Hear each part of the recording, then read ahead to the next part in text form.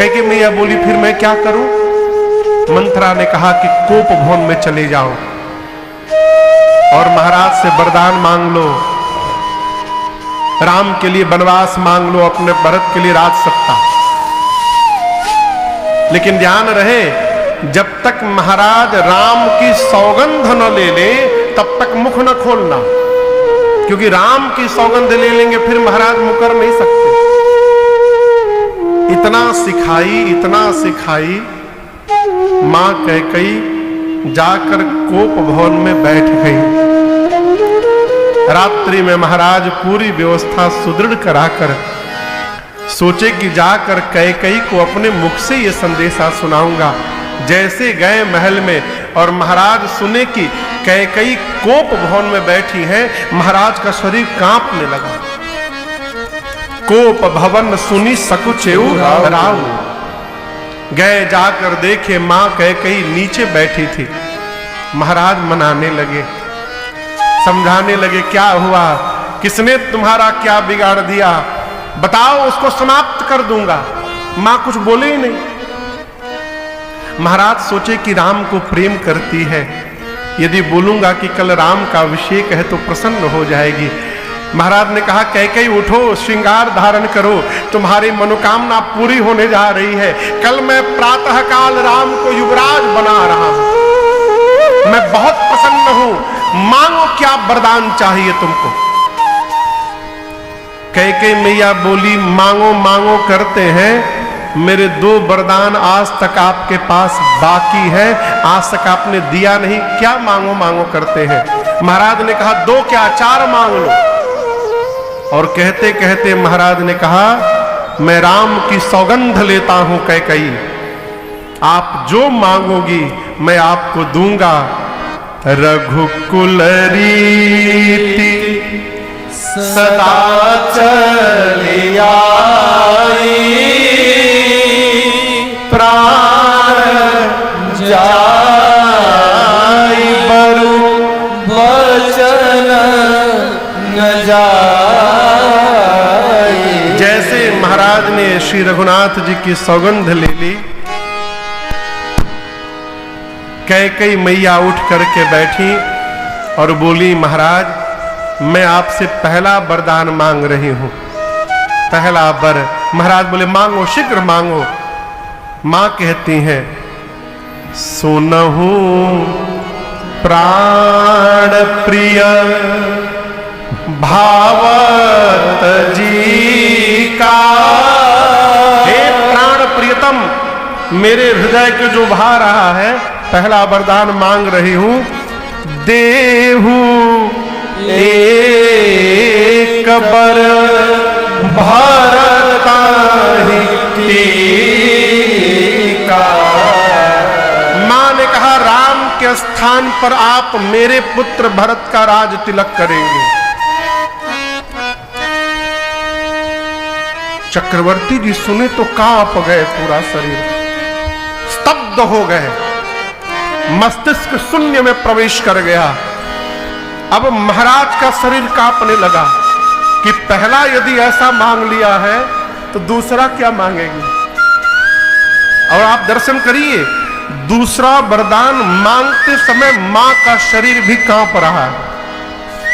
दूसरे वरदान को मांगने के पहले मां ने हाथ जोड़ लिया। मां कहती है, मांगू दूसर बरकर जोरी, पुरवहु नाथ मनोरथ मोरी। मैं हाथ जोड़कर दूसरा वरदान मांगती हूं, मेरी मनोरथ को पूर्ण करिए। महाराज बोले, अब बचा क्या मांगने को। कैकेयी मैया बोली, सुन लीजिए। मां कहती है, तापस वेश, तपस्वी का वेश बनाकर, विशेष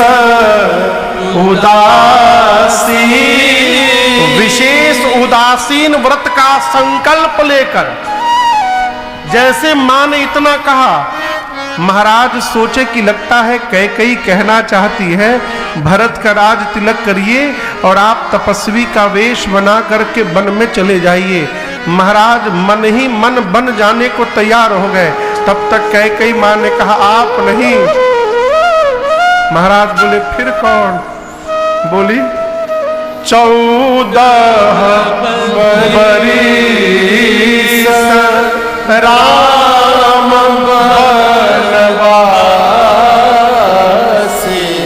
14 वर्ष के लिए राम को वन में भेज दीजिए।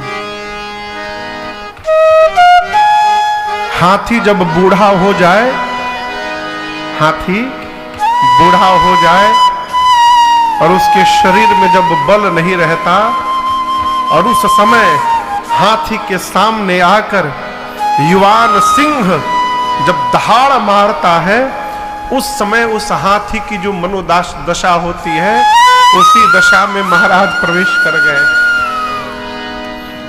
महाराज खड़े खड़े गिर पड़े धरती पर, अपने हाथ से अपना केश पकड़कर नोचने लगे, कहने लगे कैकेयी आपने अवध में विपत्ति के बीज का रोपण कर दिया है। मैं भगवान शिव की सौगंध लेकर कहता हूं कैकेयी, भरत और राम मेरे दोनों नेत्र हैं। मुझे कोई आपत्ति नहीं है कि राम के स्थान पर भरत राजा बन जाए। मैं तुरंत भरत को बुलाता हूं, तुम्हारे सामने अभिषेक कर दूंगा, मुझे कोई आपत्ति नहीं है। आपत्ति तो केवल एक बात से है, बरदूसर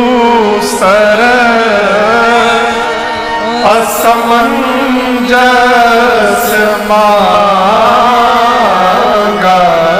कैकेयी जल से निकलने के बाद मछली जीवित रह सकती है, लेकिन राम के चले जाने के बाद मैं जीवित नहीं रह पाऊंगा, इसलिए दूसरे वचन को बदल लो। मां ने कहा देना है कि नहीं देना है कह दीजिए, और आप कह रहे हैं राम के जाने के बाद आप मर जाएंगे, तो मेरी सुनिए, अब मरना तय है। अब तय है महाराज, राम बन जाएंगे, आप मरेंगे, मुझे कलंक लगेगा। और यदि राम कल प्रातः काल तक बन नहीं गया तो आगे सुनिए, मैं मरूंगी। हो तप्रात मुनिवेश धरी जौन राम बल जाहे, मोर मरण राउर अजस नृप समुझिय मन माहे। यदि राम बन गए आप मरेंगे, मुझे कलंक लगेगा। राम नहीं गए, मैं मरूंगी, आपको कलंक लगेगा। अब मरना तो तय है। एक बात कहूं, यदि मुझे कलंक लगेगा तो मैं घर के भीतर जीवित रह जाऊंगी, लेकिन यदि आपको कलंक लग गया तो कलंकी मुख लेके समाज में कैसे रह पाएंगे आप? महाराज समझ गए कि कैकेयी यह चाहती है कि मैं मर जाऊं, उसको कलंक लग जाए।